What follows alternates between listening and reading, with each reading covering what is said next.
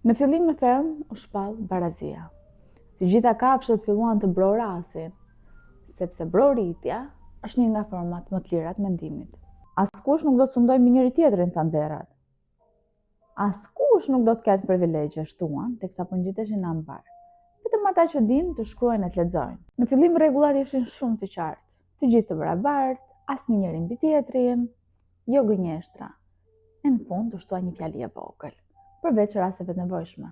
Derat filluan të punonin aq shumë, sa nuk e shikoje duke punuar. Punonin me fjalë, me plane, me strategji. Të gjithë kafshët e tjera punonin me shpinë. Kur gomari kishte ndonjë pyetje ose dyshim mbi fermën, i thuaj që gomar ti se si e kupton se si funksionon ferma. Kur ndonjë dele ngrinte dyshime, i thuaj që ishte duke prishur harmoninë e fermës. Kur ndonjë kali lodhej, i thonin që vazhdo, puno, ne kemi nevojë për ty, ferma ka nevojë për ty.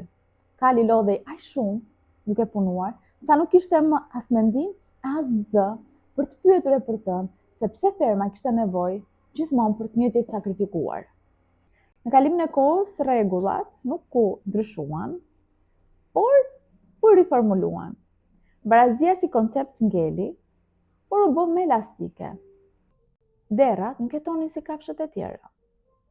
Jetonin shumë më mirë, po kjo nuk quaj luks, quaj efikasitet. Derat nuk është se merrnin më shumë, por menaxhonin më mirë. Derat nuk sundonin, por përfaqësonin.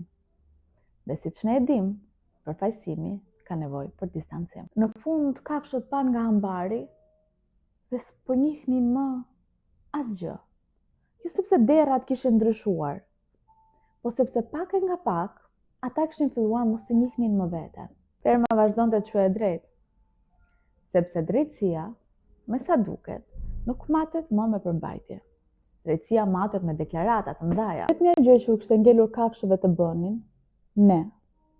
Nuk është as revolucioni, as premtimet, as shpresa. Është zgjimi dhe reagimi.